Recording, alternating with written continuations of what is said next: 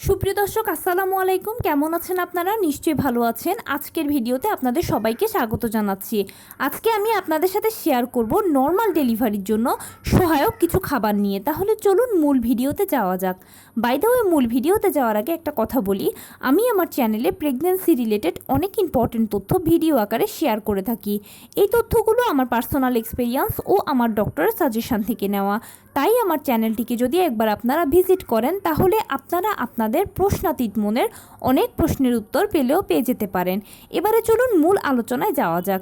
আমি শুরুতেই বলেছি আজকে আলোচনা করব নর্মাল ডেলিভারির জন্য সহায়ক কিছু খাবার নিয়ে। দেখুন, আমরা সবাই জানি যে নর্মাল ডেলিভারিটা সিজারের তুলনায় ভালো। আর ভালো বলে আমরা সবাই নর্মালে বাচ্চা জন্ম দিতে চাই, কিন্তু শুধু চাইলেই তো আর হবে না বা মুখে মুখে বললেই তো আর হবে না। এটার জন্য আমাদেরকে কিছু স্টেপ নিতে হবে।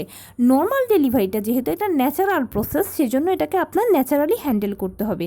নর্মাল ডেলিভারি নিয়ে অজস্র ভিডিও আমার চ্যানেলে আছে, চাইলে আপনারা দেখে নিতে পারেন। তবে নর্মাল ডেলিভারিটা যেহেতু ন্যাচারাল প্রসেস, সেজন্য আমরা এটাকে ন্যাচারালি হ্যান্ডেল করব। আর এই জন্য একটা অন্যতম হাতিয়ার হচ্ছে খাবার। নর্মাল ডেলিভারি যদি চান তাহলে অবশ্যই খাবারের ব্যাপারে আপনাকে প্রথম থেকে অ্যালার্ট হতে হবে। সেটা কীরকম? সেটা হচ্ছে বাহিরের কোনো খাবার আপনার ছোঁয়াও যাবে না, দেখাও যাবে না। বাহিরের সকল খাবারকে পুরো দীর্ঘ 9 মাস জুড়ে না বলে দিবেন, এবং সেই সাথে যা যা খেতে ইচ্ছে করে সব বাড়িতে তৈরি করে খাবেন। মাছ, মাংস, দুধ, ডিম, হলুদ ফলমূল, সবুজ শাকসবজি, লাল জাতীয় খাবার, ওমেগা 3 ফ্যাটি অ্যাসিড সমৃদ্ধ খাবার, মৌসুমি ফলমূল, এগুলো বেশি বেশি করে খাবেন। কলা, খেজুর, বাদাম, আমি আবারও বলছি, কলা, খেজুর, বাদামের মতো ফলগুলো অবশ্যই আপনাকে খেতে হবে। প্রতিদিন 1 গ্লাস করে দুধ খেতে হবে, 2টো করে ডিম খেতে হবে। এছাড়া যেসব খাবারগুলো ওমেগা 3 ফ্যাটি অ্যাসিড সমৃদ্ধ, যেমন কাঠবাদাম, ঘি, ইলিশ মাছ, এগুলো মাঝে মাঝে খাবেন। এই খাবারগুলো খুব ভালো, এগুলো নর্মাল ডেলিভারির জন্য ভালো সহায়ক। এছাড়া লাল জাতীয় খাবারগুলো খাবেন।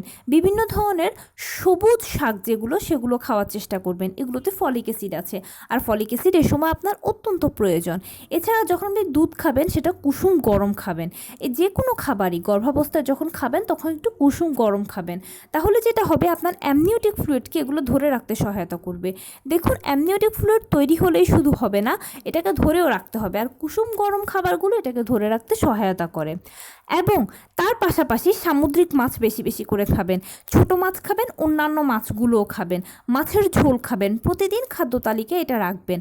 মাংস, আপনি যে কোনো মাংস খেতে পারেন, সেটা মুরগি হোক, কবুতর হোক, গরু হোক, খাসি হোক। তবে তার মধ্যে কি মুরগির মাংসটা একটু বেশিই ভালো, কেননা এটাতে ফ্যাট কম, আর এটা আপনার হজমেও দ্রুত সহায়তা করবে। এই সময় খাবার হজম হওয়াটাও কিন্তু একটা ইম্পর্ট্যান্ট ইস্যু। সেই জন্য গরু বা খাসির তুলনায় মুরগির মাংস, মুরগির বাচ্চা, কবুতর, এগুলো বেশি বেশি করে খান। অবশ্যই সপ্তাহে 1 দিন চেষ্টা করবেন যে কোনো প্রাণীর কলিজা খেতে। এটা আপনাকে আয়রনের খুব ভালো একটা যোগান দেবে। এভাবে যদি আপনি আপনার খাদ্য তালিকাটা সাজাতে পারেন, তাহলে দেখবেন যে আপনার নর্মাল ডেলিভারিতে আর কোনো বাধাই থাকবে না, কেননা আপনি ন্যাচারালি প্রিপারেশান নিয়েছেন। তো এই ছিল আজকের ভিডিও। কেমন লাগলো বলুন? যদি ভালো লেগে থাকে তাহলে প্লিজ লাইক, কমেন্ট, শেয়ার করতে একদম ভুলবেন না। আর সেই সাথে আমার চ্যানেলটিকে সাবস্ক্রাইব করার বিনীত অনুরোধ রইল। পাশে থাকা বেল আইকনটি ক্লিক করে দেবেন, যেন আমি ভিডিও আপলোড করার সাথে সাথে আপনারা নোটিফিকেশান পেয়ে যান। ভালো থাকবেন, সুস্থ থাকবেন। আসসালামু আলাইকুম।